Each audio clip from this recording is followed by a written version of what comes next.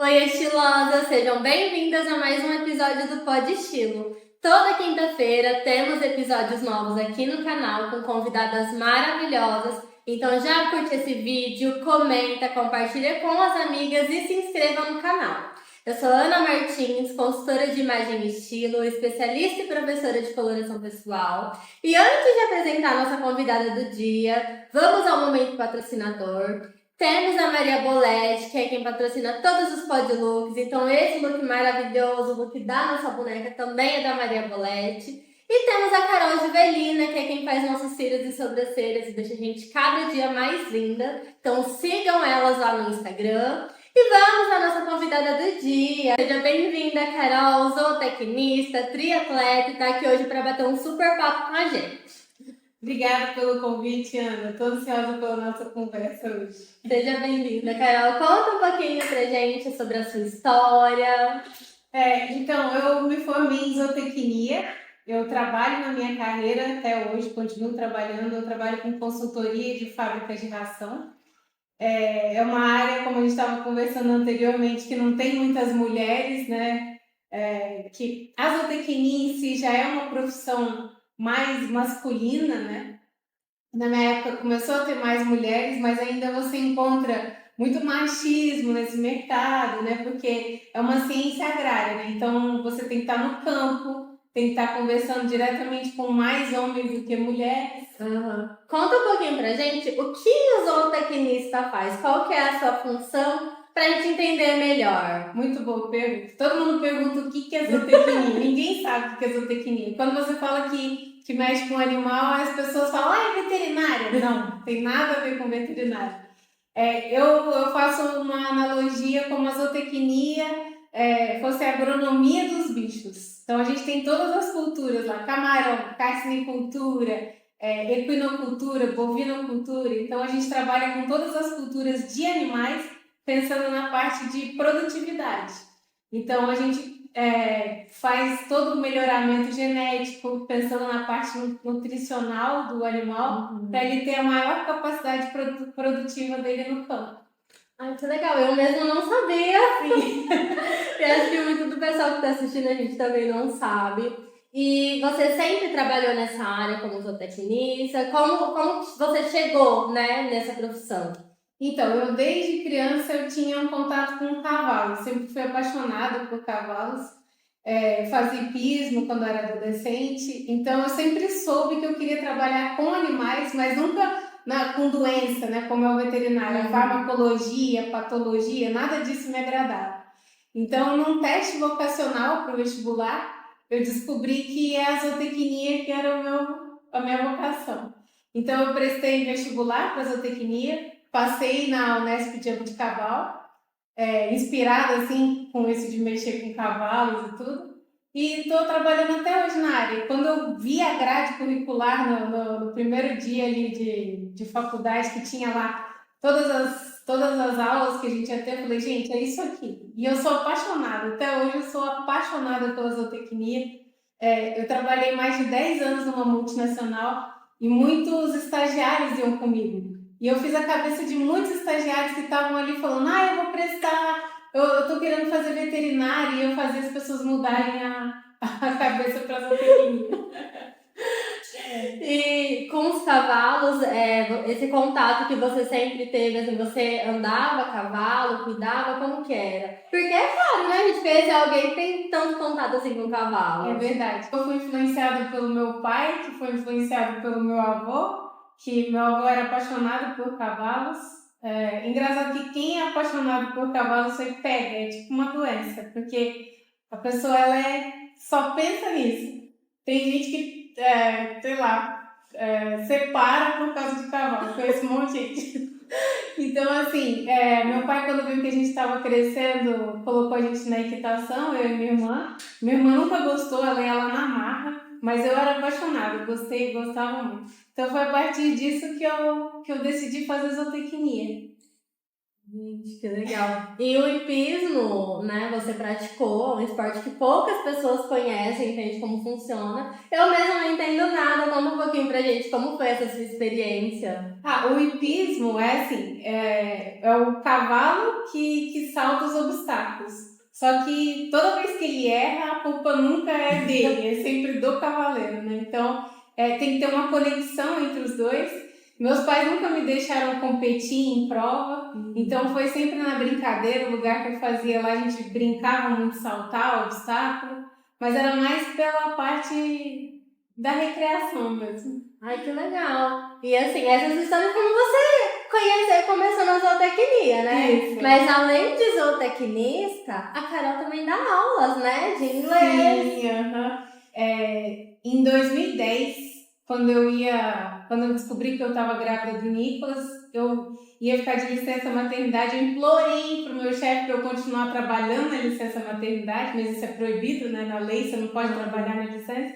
Aí ele falou, não, você não pode, cara, se você for pega aí num acidente, a empresa vai ter problemas. Então eu fui lá, bati lá na porta da Wizard e pedi para dar aulas nesse tempo. Aí comecei a dar aula e o Nicolas tinha 15 dias de vida. Nossa, Uhum. Só para eu não ficar parada em casa, para eu ter alguma coisa para pensar. E eu sempre gostei muito de línguas, então eu sempre levei essa parte do inglês como um hobby. E eu ajudo algumas pessoas, gente que quer prestar concurso, prova, me pede ajuda e eu vou lá e dou essa força. e hoje as aulas que você dá é particular, né? São Isso. aulas particulares. Isso mesmo. E como que começou essa sua trajetória no inglês? Porque você foi lá bater na porta da Wizard para dar aula, mas antes você teve todo esse processo como estudante, né? Sim. Para aprender a língua. Você estudou em outras escolas, fez intercâmbio, como foi? Muito bom você perguntar. Porque quando eu tinha inglês na escola, eu me sentia a pessoa mais burra do mundo.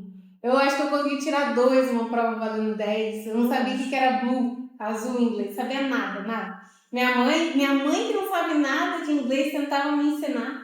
Então, assim, aí eu comecei a fazer uma escola particular, numa cidade vizinha, com uma professora que eu converso praticamente todos os dias, uma pessoa assim sábia. Ela é inteligente e ela conseguia passar isso pra gente. O que eu ensino em inglês é o que ela ensinava pra gente. Não é nada aquela metodologia tradicional, chata, é brincando. Porque línguas a gente aprende assim, brincando. A hora que você vê, você tá falando. Então, foi um pouco antes da adolescência que eu entrei no inglês. E aí, a partir daí, eu comecei a despertar essa coisa por línguas. Eu via que eu tinha um pouco de facilidade. E aí eu decorava filmes. Eu tenho uns 2, 3 filmes que eu sei do início até a última cena. Também tinha muito tempo, não tinha nada pra fazer da vida. Então isso ajudou, né? Foi tudo brincando e eu aprendi assim. Você vai assistindo e vai repetindo a sala. Junto, e até hoje eu sei. E hoje no inglês, então, você já é fluente, Sim, eu né? falo inglês igual eu falo português. E além do inglês, você fala alguma outra língua também? E eu falo alemão, que na faculdade eu sempre quis aprender alemão, que as pessoas falam, alemão é muito difícil. Aí eu falo, gente, eu queria aprender alemão. E aí na faculdade eu comecei numa escola, que eu não vou falar o nome, bem tradicional, assim, no Brasil. Eu fiz 3 anos de alemão lá, e aí eu falei, gente, eu tô preparada, acho que eu vou pra Alemanha. Cheguei lá na Alemanha no primeiro dia, na casa que eu ia ficar lá, uma moça super gente boa. Você sabe falar alemão? Eu sei, super confiante. Ela começou a me mostrar como é que funciona a banheira, o que abria, o que podia, o que não podia. Pedi pra ela parar. Eu falei, olha, eu não sei falar alemão. Aquele ponto de interrogação. Exatamente, é isso que eu falo, que às vezes algumas metodologias não são eficazes, né? Elas são eficazes para você ficar ali 10, 15 anos e ainda não aprender a língua. E aí eu fui aprender na Alemanha mesmo, né? Aprendeu na prática, né? prática. Convivendo e praticando. Exatamente. E como foi essa experiência? Porque você estava num outro país, longe de toda a sua família, nova, aprendendo a falar uma língua que você achava que sabia. Exatamente. Então, conta um pouquinho dessa experiência, desse choque cultural que você teve, como que foi? Olha, foi super legal. Eu sou uma pessoa bem corajosa, né? Porque quando você vai para um outro país, normalmente o erro das pessoas é achar um brasileiro lá. Você vai achar um brasileiro em qualquer lugar do mundo. Só que se você tá lá para aprender a língua, você vai por mais que vocês combinem, ó, vamos falar só inglês, só alemão, vocês vão falar português, né? Então aí no dia lá que eu cheguei na escola, o pessoal, olha, tem um carioca lá no quarto andar. Eu falei, gente, eu não quero ver esse menino nem pintado de ouro, não quero nem conhecer. E eu nem sei, nem não conheço mesmo. Lá na minha turma tinha gente da Suíça, da Rússia, do Japão, de um monte de lugar, mas não tinha brasileiro. Então, porque a gente se forçava só a aprender alemão. E aí, como você falou, tem muita coisa que é choque pra gente, né? Quando você pensa que a neve, o frio pode te queimar igual o calor. Eu, nas primeiras semanas lá, eu falava, eu vou aguentar ficar aqui sem luva. Minha pele praticamente caiu, porque ela fazia menos 15 graus. Aí eu descia do metrô e ia até a escola a pé, aí minha pele descascando. Gente, mas nem tomei sol, porque lá todos os dias nublado. Então, são os detalhes que ninguém te conta, né? Hoje em dia, tá mais fácil, né? Com o Instagram, com o Google. Antigamente, alguém tinha que te passar essas informações, né? Ou você lê num livro. E dessa experiência que você teve com o intercâmbio, o que você acha, assim, que além da língua, claro, né, que você foi lá para aprender isso, o que você tirou, assim, que você falou, nossa, foi muito legal aprender isso, eu nunca imaginaria que eu aprenderia se não tivesse passado pela experiência. Uma das coisas que eu aprendi foi com os alemães, a disciplina daquele povo. Que é uma coisa que a gente não tem. A gente espera o fim de semana chegar para ficar de perna para cima. O alemão não. No fim de semana, ele separa aquele domingo para tirar tudo do armário, para pintar a casa, para pôr rejunte no banheiro. Todos eles são assim. Então, é um pessoal muito disciplinado, trabalhador. Eles não têm esse tempo aí de ficar olhando para o ar, sabe? Eles são muito ativos. A mulher que eu ficava na casa dela, a Ang, ela ia correr 10 quilômetros, sabe? Na neve. Nossa. E comparando assim, a Alemanha e o Brasil, o que tem lá que você mais gostou e o que você não trocaria do Brasil por nada? O que eu mais gostei foi o frio, a neve, o tempo nublado, que todo mundo odeia. Porque, eu não sei, eu gosto muito, né? Mas parece que eu me sentia muito bem lá. E qual que era outra coisa? E o que você mais gosta aqui no Brasil, você fala, não, comparado à Alemanha, isso aqui eu não trocaria jamais. O que eu mais gosto aqui é a nossa comida. Eu acho a nossa comida muito boa. Que lá é difícil. Eu não achei, por exemplo, um lugar que falou, gente, eu quero comer um arroz e um feijão. Isso não tem. Não tem. Não. Geralmente, o que eles comem lá no dia a dia? Os alemães, existem muitos alemães que comem. Eles não são muito carnívoros, sabe? Lá na nossa casa mesmo a gente comia praticamente todos os dias, era massa e um vegetal. E eu mesma também nunca fui muito chegada em carne, então eu me identifiquei bastante. Mas era isso. Comida. E além da Alemanha, depois, né, dessa experiência, depois que teve o Nicolas, você já conheceu outros países? Como foi? Eu fiz a maratona de Chicago em 2019. Uma maratona são 42 quilômetros, a gente gosta de lembrar, eu sou maratonista, eu corri 42. Que existem só 6 maratonas majors no mundo, né? Que é em Chicago, Boston, Nova York, Londres e Berlim. É isso mesmo, são as 6. Então eu fiz em Chicago, eu queria fazer uma por ano, mas aí a pandemia me parou e outra coisa me parou também, que é uma lesão que eu tenho da corrida. E assim, introduzindo o assunto, né? A Carol, ela é maratonista. Então, ela foi correr os 42 quilômetros, ela foi quase todos os dias, né? Que eu vejo no seu Instagram. E ela é triatleta. Então, hoje, além da corrida, né? Ela faz a parte da bike, faz a natação também. Isso. E isso tudo começou após os 30. Então, é legal a gente falar isso, porque muitas vezes as pessoas pensam, 30 anos, vou começar, foi agora, né? Isso. E a Carol é um grande exemplo, porque até os 30 ela não praticava esses esportes, começou e agora ela já é uma atleta. Então conta um pouquinho dessa sua experiência com o triatlon e todos esses esportes. Sim, e aqui em Uberlândia e em outros lugares, agora eu ouço falar de gente que começou depois dos 60, pessoa que faz triatlon, Ironman, então assim, não existe idade para isso. né? A pessoa não precisa, eu tenho que estar num bom estado físico, ter um corpo assim, não existe. Para entrar na corrida, no triatlon, você só precisa ter vontade, mais nada. Mas eu comecei na corrida inicialmente quando o Nicolas nasceu, quando eu parei a amamentação, aí a gente começa a ganhar um pouco de peso, né? Porque eles falam que a amamentação é a mesma coisa que você correr 10 quilômetros no dia, que a criança suga de tudo. Então seu corpo luta para produzir aquela caloria que você perde. Então, aí eu me senti um pouco mais acima do peso, assim, e fui tentar correr, mas eu não conseguia correr de um poste a outro, porque eu já ficava esbaforida já. E aí eu fui forçando, e uma hora eu consegui correr 5, fiz minha primeira provinha de 5 quilômetros, que aí é quando você é picado pelo bichinho, e quando te dão uma medalha ali, aí você gasta todo o seu dinheiro com isso. E foi daí pra frente também que você começou com a bike, com a natação? Não, aí eu fiz mais ou menos uns 5 anos de corrida e eu sempre namorei o triatlon, só que a gente pensa assim, nossa, a gente vê essas bikes de triatlon de 100, 200 mil, o pessoal gasta a vida no triatlon.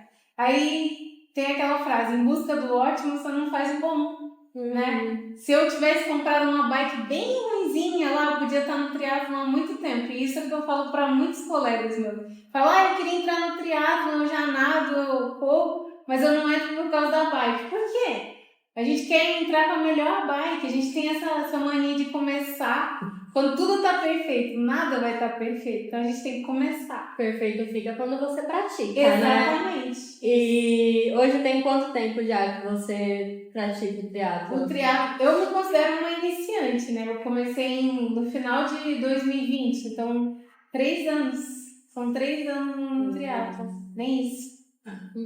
Bastante tempo, porque, gente, a Carol, todos os dias, 3 horas da manhã, ela tá acordada e correndo, ou pedalando, ou nadando.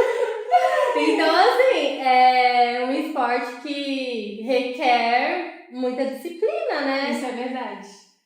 Mas vai depender muito da sua rotina, né? Eu não precisaria estar acordada nesse horário, mas depois que eu descobri o mundo paralelo da madrugada, que é aquele silêncio, parece que tudo rende mais, você acorda descansado, eu não troco mais. Não troco as madrugadas por mais nada. Às vezes eu vou sair para correr quase 6 da manhã, mas a madrugada para mim é inegociável. Ficar ali com meu café, enrolando, lendo, fazendo qualquer coisa.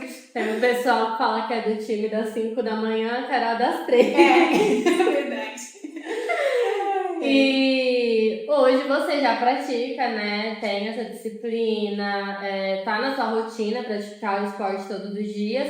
Mas no começo você também já começou fazendo todos os dias. Como que foi esse início? Até pra gente dar como uma dica, né? Pra quem quer começar e às vezes se restringe por não ter a melhor bicicleta, às vezes não ter o melhor tênis. Então, vamos falar um pouquinho assim de como você começou, como quem tá em casa poderia iniciar também o esporte. Muito bom. A corrida, o maior erro dos iniciantes é que quando você aprende mesmo a correr uma distância boa, você vê o efeito que isso dá no corpo e aí você quer correr todo dia.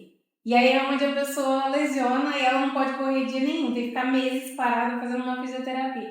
Eu cometi esse erro e, assim, a corrida é super democrática, o que a gente precisa é de um tênis. Mas tem aquela cilada, né, que eles falam, me disseram que a corrida é democrática, eu só precisava de um tênis e agora eu gasto com nutricionista, com fisioterapeuta, com nutrólogo, com um monte de coisa. Com professor, né, porque aí você quer melhorar e você paga o professor para te fazer planilha, para você treinar tiro. Então é um mundo que o céu é o limite.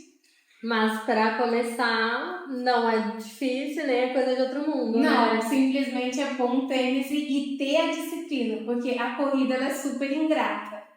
É diferente de uma musculação que você demora ali umas semanas para perder o seu condicionamento. A corrida não. Você ficou 5 dias sem correr, quando você volta a correr, parece que você nunca correu na vida. Sem correr. Você tá na corrida já tem esse tempo, hoje você já tem isso no seu dia a dia, né? É um estilo de vida. Mas além, né, da corrida e de ser bem ativa no esporte, você também estimula outras pessoas, né, a entrarem nesse universo. Você tem seu canal no YouTube, onde você conta suas experiências no triatlon. Tem esses workshops que você faz com seus colegas também. Conta um pouquinho dessa parte. Eu assim, ó, como eu disse, eu me considero uma iniciante no triatlo, então eu não teria que estar dando aula, ter um canal para ensinar as pessoas. Eu tenho muito que aprender, mas eu tenho esse defeito de querer ensinar o pouco que eu sei, porque eu mesma, meu sonho era correr desde a faculdade, sempre quis correr, e eu ia atrás das pessoas que sabiam correr, e ninguém me dizia como, parece era um segredo, entendeu? Então eu tive que descobrir sozinha. E a mesma coisa no triatlon, tem muitos detalhes que eu não tá assim disponível. Então, tudo que eu lutei para conseguir descobrir a informação, eu criei esse canal para fornecer para as pessoas essa informação. E eu sei também que ali no direct do Instagram as pessoas perguntam: qual relógio que é o melhor? A bike, qual que é a melhor para... Que bike existem 1000 tipos de bike. Tem a bike de terra, tem a gravel, que é uma terra com cidade misturada, tem a speed de estrada. Então, para não ficar respondendo ali 1000 directs também, eu falo, tem esse vídeo aqui, facilita também. Não, vai lá, né, conhecer o canal do YouTube. Isso. A pessoa vê o vídeo, tem a informação, mas também conhece, né? E às vezes nem é por querer só ensinar, é compartilhar a experiência, Exatamente. né? E além do canal do YouTube, também tem um workshop, né? Que você está trazendo com outros colegas, profissionais de várias áreas. Conta um pouquinho desse workshop. Através desse nome do canal que eu coloquei de Triathlon Routine, que significa rotina do triatlo, eu consegui começar aqui em Uberlândia, através de um monte de apoiador que surgiu aqui, um workshop para a gente inicialmente com as crianças, né? Porque o meu filho me vê fazendo o triatlo e ele pergunta, ele quer copiar, quer fazer um monte de coisa. E eu tenho esses colegas do triatlo que às vezes estão nadando lá com a gente na represa e falam: eu queria trazer meu filho aqui. Então, assim, juntei um útil ao agradável. E também para ser aquela picadinha de inspiração para as crianças. E aí agora vai ter um para adultos também, né? Isso, a gente está abrindo a inscrição para adultos, que também existem muitos adultos que perguntam, que têm vontade. E tudo isso inicialmente é gratuito, né? É só assim, tem os apoiadores que apoiam ali como eles podem, até quem não tem bike, aqui tem uma loja gigante aqui em Uberlândia, a Ciclo Cerrado, que no dia ela vai fornecer bike para quem não tem. Então, assim, não tem desculpa. Só pra gente ir lá aprender mesmo, né? Sentir um pouco da energia desse menino. Então fica o convite, né? Pra quem tá em casa, quer iniciar no triatlo ou conhecer um pouquinho de cada esporte pra ver em qual se encaixa melhor, qual poderia se aprofundar um pouquinho mais. Vai ter um workshop onde vocês vão aprender um pouquinho da base do triatlo, da corrida, da bike, da natação, pra aplicar, né? Então, sim. Tem alguma restrição de público, de idade? Inclusive, eu quero o próximo abrir para os sêniores. Que ali na piscina que eu nado, eu cruzo muito com muitas senhores fazendo aquelas aulas de hidroginástica.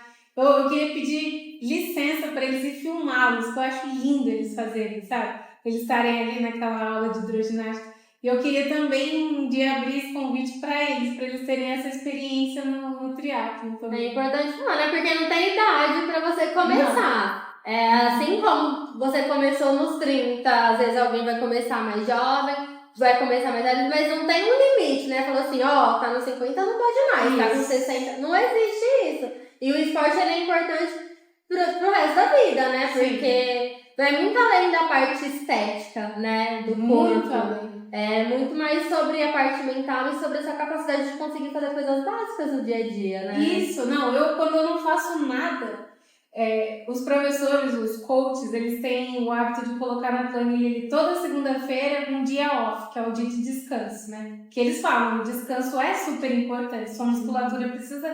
Só que eu tava chegando toda segunda-feira brava, triste, depressiva, no fim do dia assim, me sentindo um lixo e eu não descobri o que era.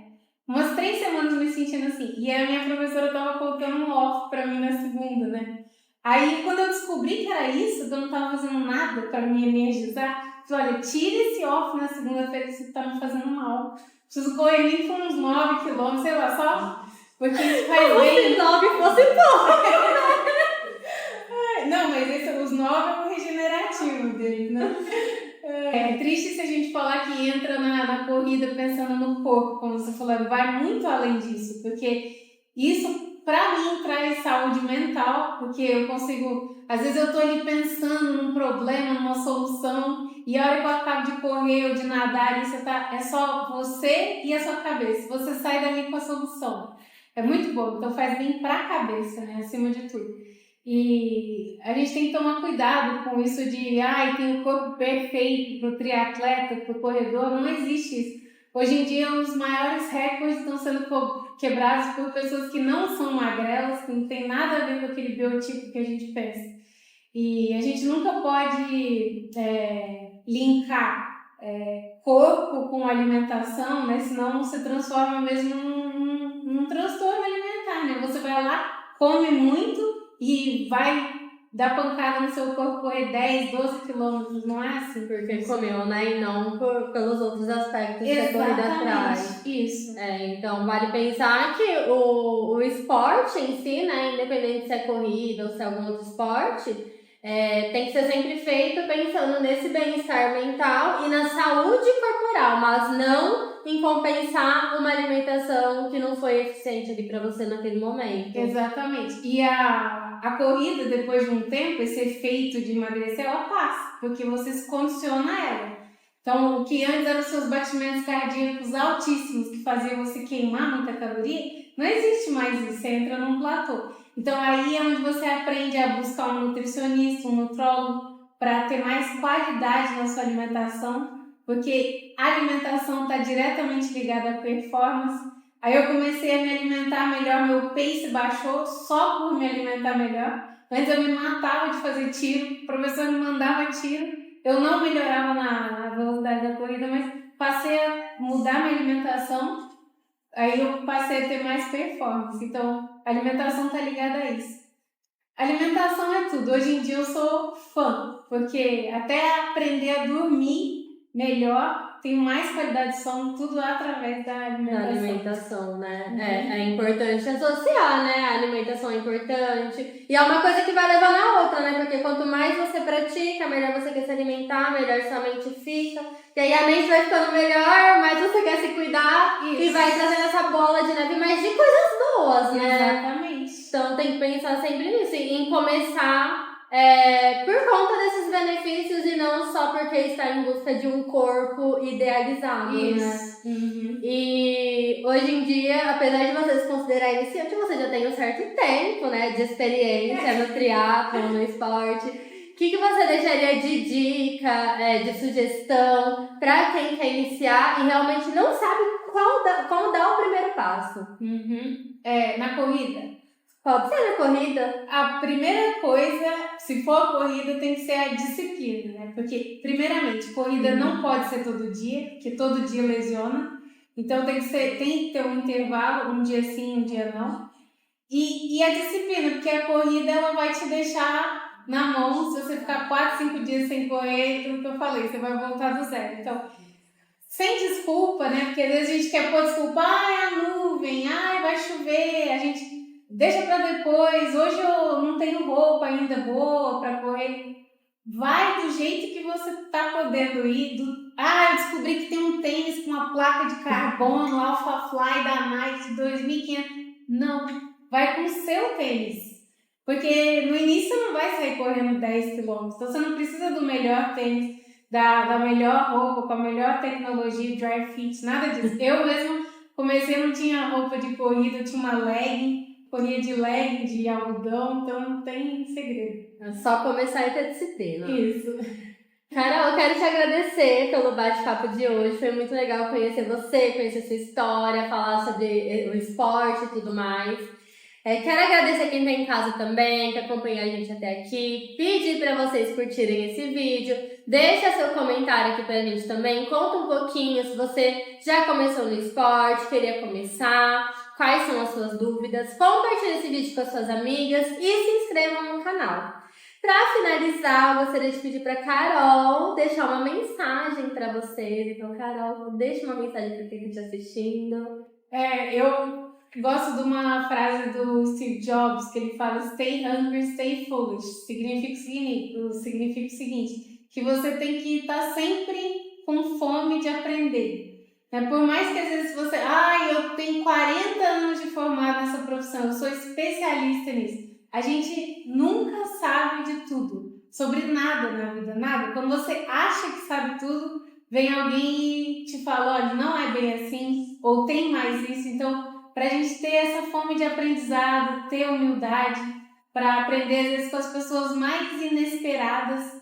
Um exemplo, crianças, porque as crianças ensinam muito a gente, né? Então é isso, da gente ter essa fome de aprendizado todos os dias, o tempo todo, no meio da rua, no nosso trabalho, em qualquer lugar. Então é isso, pessoal. Obrigada, Carol. Obrigada a você que está em casa. Até o próximo episódio do Pod Estilo, na próxima quinta-feira.